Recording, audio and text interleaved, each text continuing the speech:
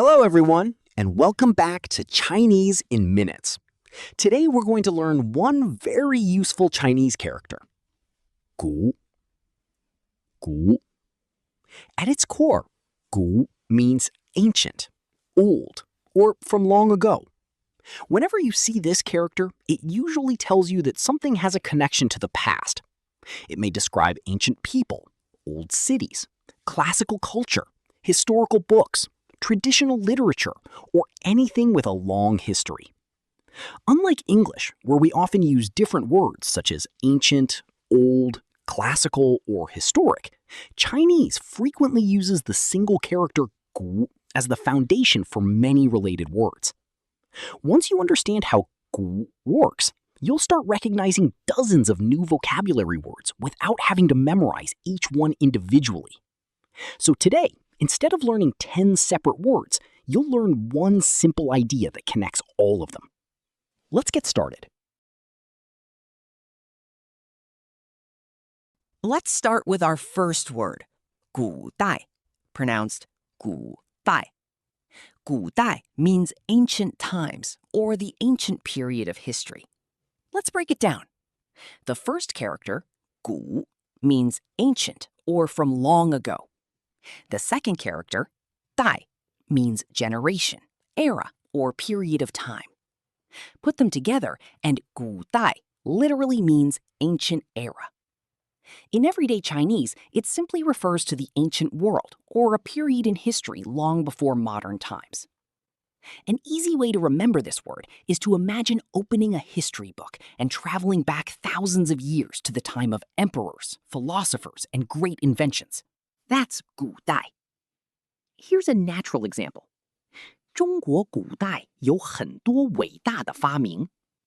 中国古代有很多伟大的发明。Ancient China had many great inventions. Whenever people talk about history, dynasties, or ancient civilizations, you'll hear the word 古代 quite often. Next we have 古人. It means people from ancient times, or simply the ancients. The first character is 古, meaning ancient. The second character is 人, meaning person or people. Together, they literally mean ancient people. Native speakers use this word whenever they talk about historical figures or people who lived long ago. To remember it, imagine meeting Confucius or the famous poet Li Bai. They are both 古人 because they lived in ancient China. Let's look at an example. 古人很重视礼仪。古人很重视礼仪。People in ancient times placed great importance on etiquette. Whenever you read about Chinese history or traditional culture, you'll see 古人 used very naturally. Our third word is 古老. This word means ancient, age-old, or very old with a long history. Let's break it apart. 古 means ancient. 老 means old or aged. So the literal meaning is ancient and old. But native speakers use gulal to describe something that has existed for a very long time and carries a strong sense of history. Imagine standing in front of a huge tree that's hundreds of years old, or walking through a quiet village that has existed for centuries. Everything feels 古老. Here's an example. 这是一个古老的村子。这是一个古老的村子。This is an ancient village. You'll often hear gulal used to describe cities, buildings, traditions, forests, or civilizations with a long history.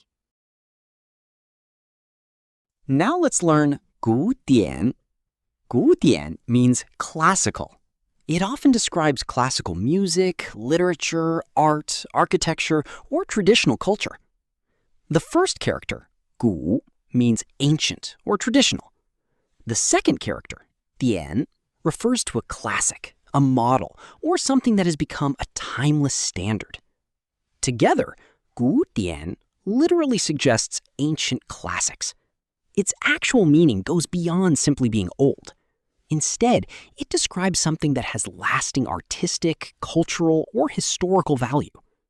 To remember this word, imagine sitting in a beautiful concert hall while an orchestra performs classical music. Everything feels elegant, timeless, and full of tradition.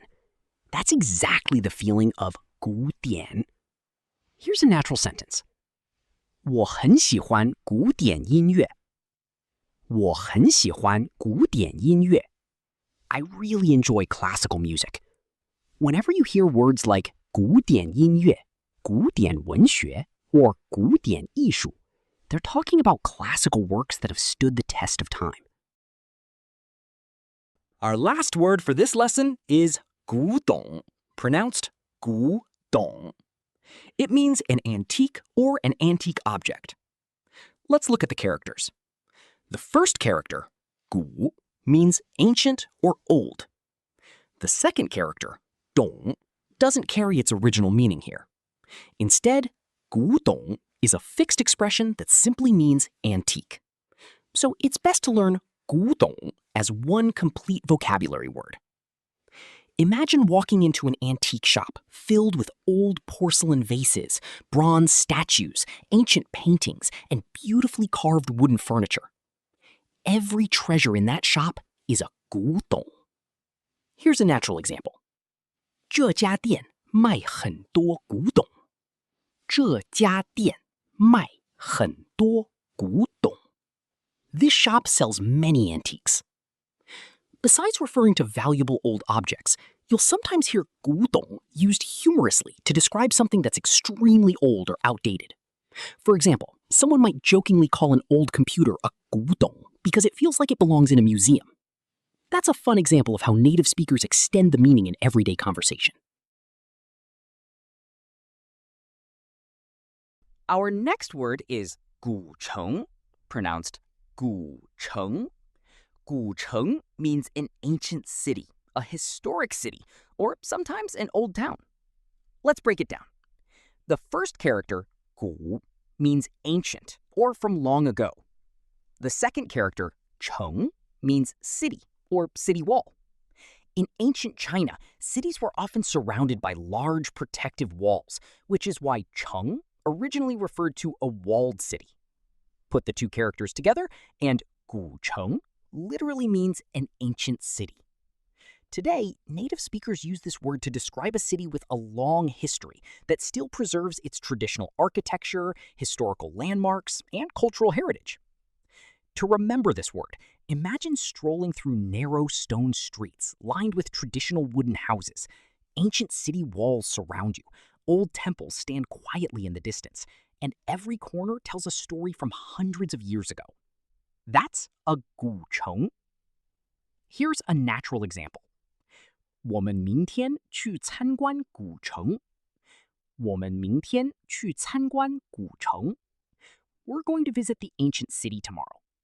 If you ever travel around China, you'll hear places like Lijiang Gucheng or Pingyao Gucheng. Both are famous ancient cities that attract visitors from around the world. Now let's learn 古迹. This word means a historical site, an ancient monument, or a historic landmark. Let's look at each character. 古 means ancient or historical. 迹 means trace, mark, remains, or footprint. So the literal meaning is ancient traces. In everyday Chinese, 古迹 refers to historical sites, monuments, ruins, or places that have been preserved because of their cultural or historical importance. Think about the Great Wall, ancient temples, old palaces, or archaeological ruins. They are all examples of 古迹 because they leave behind traces of history. Here's a natural sentence. 北京有很多著名的古迹. 北京有很多著名的古迹. Beijing has many famous historical sites. Whenever people talk about sightseeing or learning about history, you'll often hear the word 古迹. Our eighth word is 古书. 古书 means an ancient book, a classical text, or an old manuscript. The first character, 古, means ancient. The second character, 书, means book, writing, or text. Together, the literal meaning is an ancient book. But in real life, 古书 usually refers to books written long ago that have historical, literary, or scholarly value. These aren't just old books sitting on a shelf. They're books that help us understand history, philosophy, literature, or traditional culture. To remember this word, picture yourself opening a dusty book filled with yellow pages and elegant Chinese calligraphy. Every page feels like a window into the past. That's a 古书. Here's an example. 这本古书很有研究价值。这本古书很有研究价值。This ancient book has great research value. Next is 古诗. 古诗 means a classical Chinese poem. Let's break it down. 古 means ancient or classical. 诗 means poem or poetry. So the literal meaning is simply ancient poem.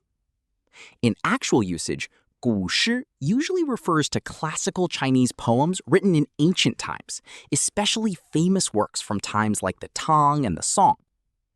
These poems are still studied in schools today because of their beauty, rhythm, and timeless wisdom. To remember this word, imagine a Tang Dynasty poet sitting quietly beside a river under the moonlight, writing beautiful verses with a brush. That's a 古诗. Here's a natural example. 小时候我们学过很多古诗。小时候我们学过很多古诗。We learned many classical Chinese poems when we were children. If you're learning Chinese, reading 古诗 is also a wonderful way to experience the beauty of traditional Chinese culture. Our final word is 古文. 古文 refers to classical Chinese prose, classical Chinese texts, or the literary language used in ancient China. Let's break it down. The first character, 古, means ancient or classical. The second character, 文, means writing, text, literature, or language. So the literal meaning is ancient writing.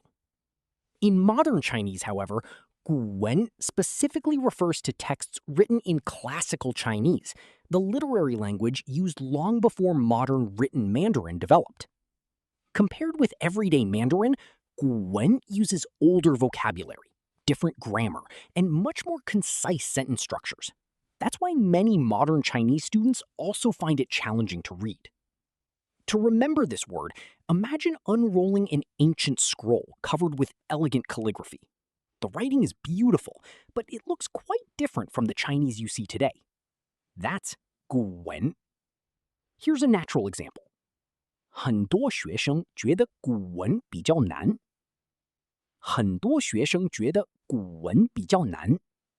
Many students think classical Chinese prose is quite difficult. Learning 古文 isn't necessary for everyday conversation, but it opens the door to thousands of years of Chinese literature, philosophy, and history. It's one of the best ways to gain a deeper understanding of Chinese culture.